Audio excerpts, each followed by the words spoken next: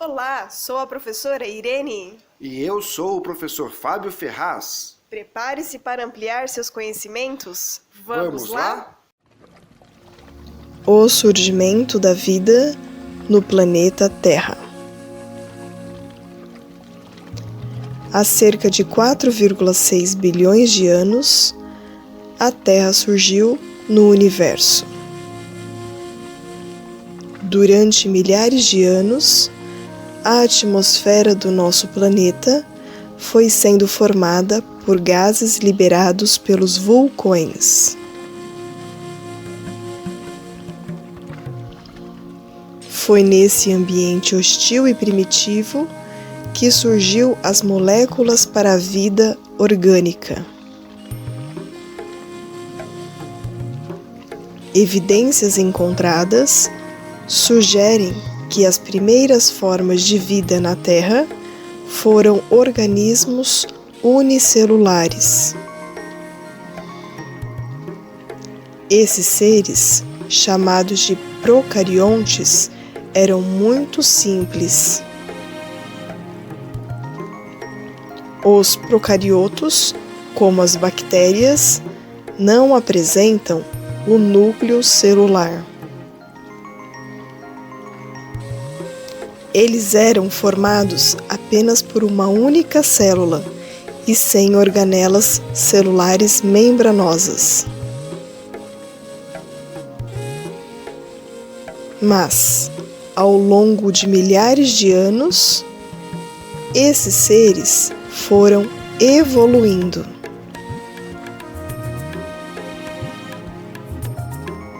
Surgiram os eucariontes, organismos unicelulares com membrana nuclear, núcleo. Os eucariontes apresentam organelas celulares membranosas, mitocôndria e núcleo. A partir daí, a vida no planeta Terra começou a se diversificar.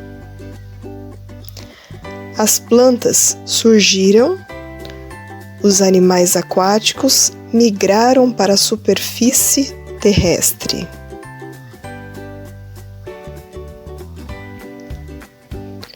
O ovo amniótico dos répteis primitivos foram fundamentais para a evolução dos animais terrestres.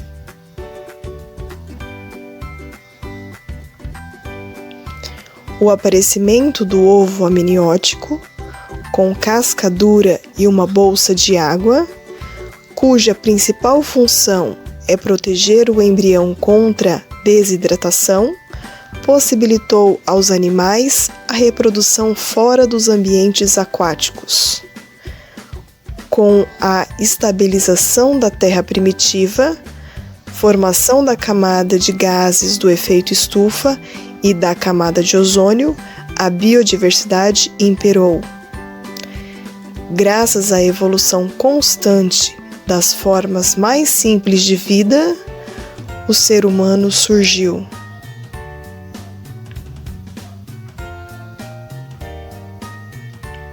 Como surgiu a vida?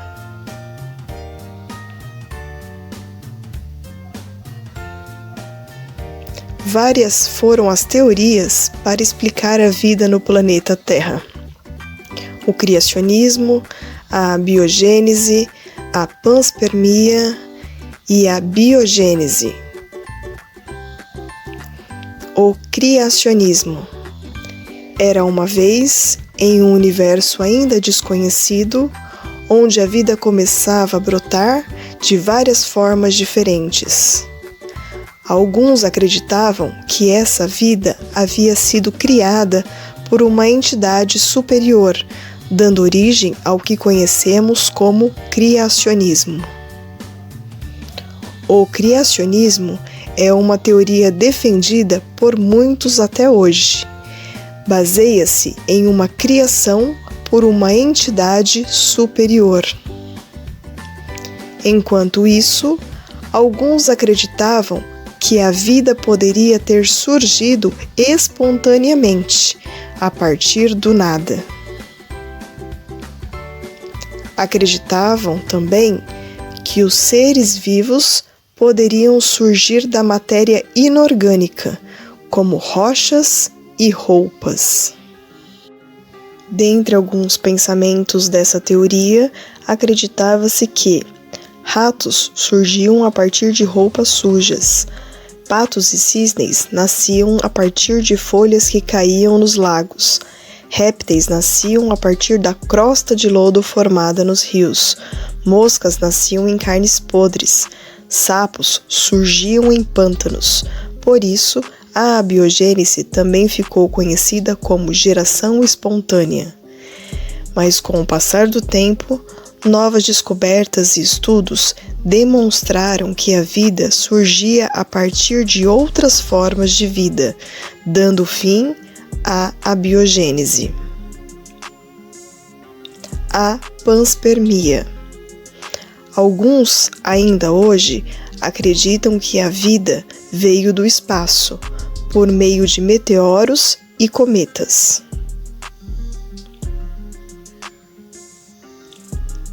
Acreditam que, junto aos cometas e meteoros, vieram micro-organismos. E, se não veio a vida em si, trouxeram a matéria orgânica básica necessária à vida. Biogênese. A biogênese é a teoria científica mais aceita de hoje. Ela baseia-se em duas premissas: da origem da vida pela sopa orgânica e da continuidade pela reprodução. A figura ilustra o experimento realizado por Miller e Urey, no qual a hipótese de Oparin e Haldane foi testada. O experimento de Miller e Urey comprovou que é possível produzir matéria orgânica a partir de matéria inorgânica. Coacervados são sistemas formados pela união de moléculas complexas, como proteínas e aminoácidos. Esses elementos são qualificados como seres vivos primitivos, pois, segundo os biólogos, foram fundamentais no desenvolvimento da vida no planeta Terra. Na atmosfera primitiva, não havia presença de gases como o oxigênio. Os gases abundantes eram metano, gás carbônico, nitrogênio e, inclusive, gases compostos por substâncias venenosas. Apresentava altas temperaturas, constantes raios e tinha o Sol como fonte de energia.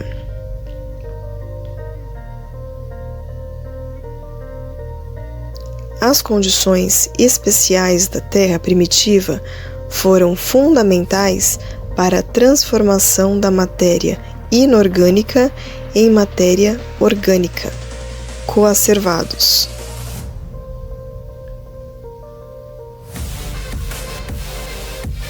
A atmosfera terrestre atual é constituída por diferentes gases, dos quais podemos destacar o nitrogênio, oxigênio e outros gases, como dióxido de carbono, neônio, ozônio, hélio e vapor de água. Os gases apresentados são necessários para a proliferação da vida atual no planeta. Hoje, nossa atmosfera apresenta ainda a camada de gases do efeito estufa e a camada de ozônio O3.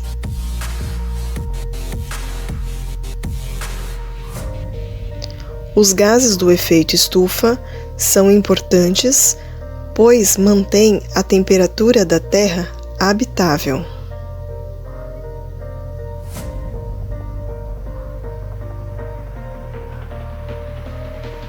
Já a camada de ozônio O3 nos protege da radiação solar.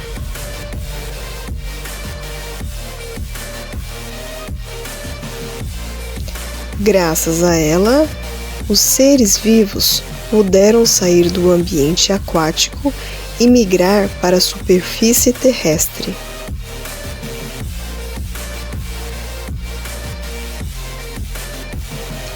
Essas camadas de gases da atmosfera atual deixam o planeta mais estável e nos protege de meteoros e asteroides.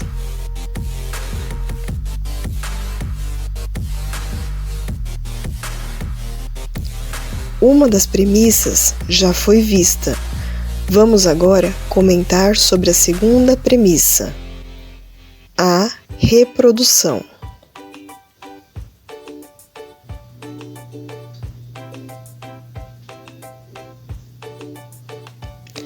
Atualmente, a lei da biogênese, atribuída a Louis Pasteur, é resultante da observação de que seres vivos provêm apenas de outros seres vivos, através da reprodução.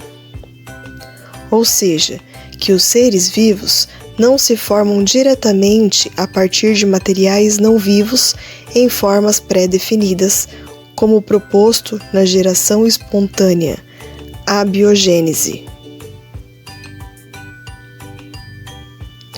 Os seres vivos, hoje, apenas podem existir a partir da reprodução de outros organismos vivos.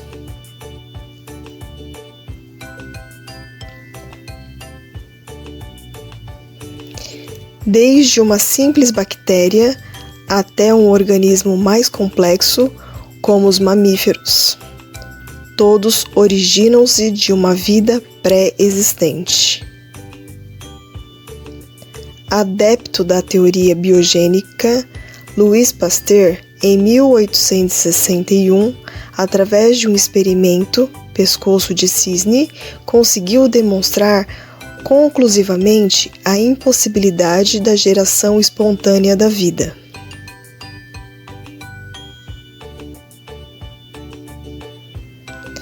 Mas, como foi o experimento de Pasteur que acabou de vez com a teoria da abiogênese, geração espontânea?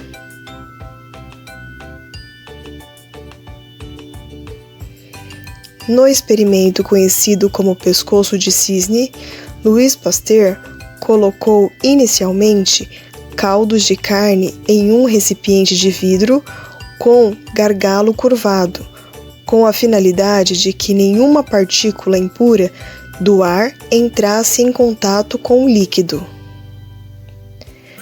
Passado um bom tempo da fervura feita, o caldo de carne continuava intacto, sem aparecimento de micro-organismos.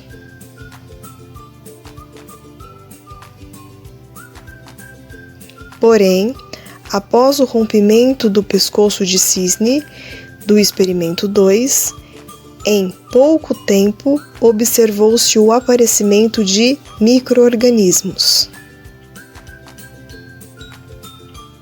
Conclusão: o ar não tem força vital capaz de gerar vida, como acreditavam os seguidores da abiogênese, mas sim micro-organismos existentes capazes de contaminar locais. Além de refutar por definitivo a biogênese, o experimento de Pasteur criou o método de esterilização de alimentos, a pasteurização.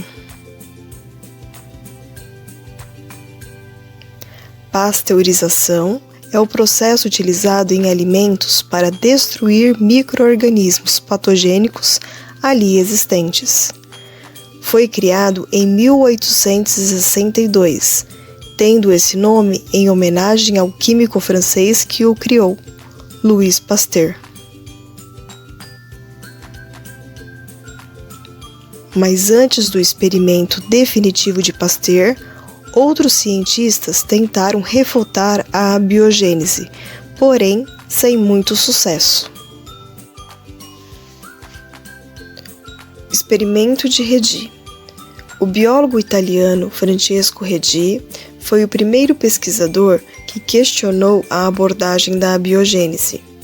Redi afirmou que todos os seres vivos nascem de outros seres vivos. O seu ponto de vista foi sustentado a partir do seu experimento em que ele colocou alimentos em vários vidros. Ele deixou alguns frascos abertos, expostos ao ambiente sem proteção. E nos outros, ele deixou fechado, colocando gaze e algodão.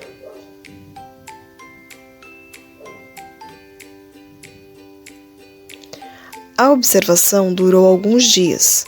Com isso, Redi conseguiu perceber que apenas os potes abertos continham larvas dentro.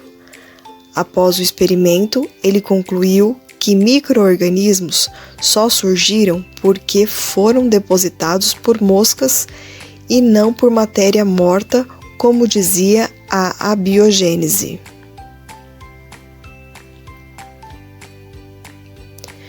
Ainda assim, mesmo com a nova afirmação, uma leva de pesquisadores não concordou com Redi.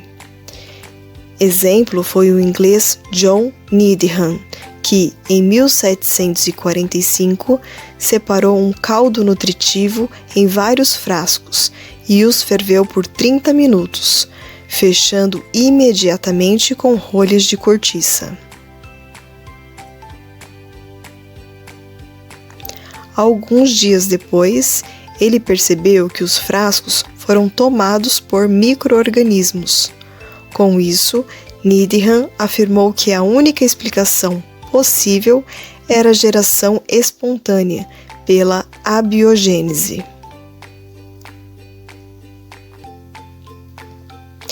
Experimento de Spallanzani. Em 1770, o padre e pesquisador italiano Lazzaro Spallanzani tentou provar que Needham estava errado. Para isso, ele refez os experimentos do caldo nutritivo, mas tomando como base o fechamento por vedação hermética e maior tempo de fervura do caldo. Com esse experimento, Spallanzani conseguiu contestar a abiogênese, mostrando que surgiram micro-organismos apenas nos frascos fechados com rolhas, concluindo que o tempo de fervura ou a vedação usados no experimento de Needham foram insuficientes para impedir a contaminação.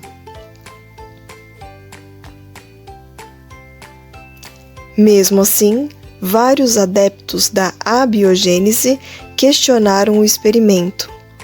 O tempo elevado no fogo matou a força vital do ar, por exemplo.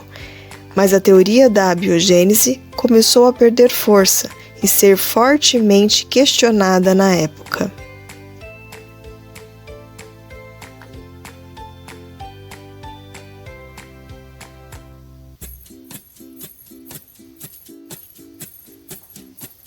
Em 1860, a Academia Francesa de Ciências ofereceu um prêmio em dinheiro para quem conseguisse realizar um experimento definitivo sobre a abiogênese e biogênese.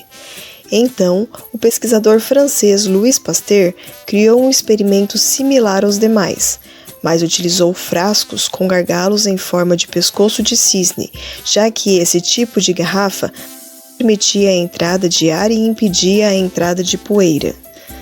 Com o experimento de Pasteur, viu-se que a substância em contato direto com o ar não permitia o surgimento de micro-organismos em nenhum dos frascos do experimento. Contudo, ao quebrar o gargalo de alguns frascos, percebeu que os caldos foram tomados por micro-organismos em poucos dias.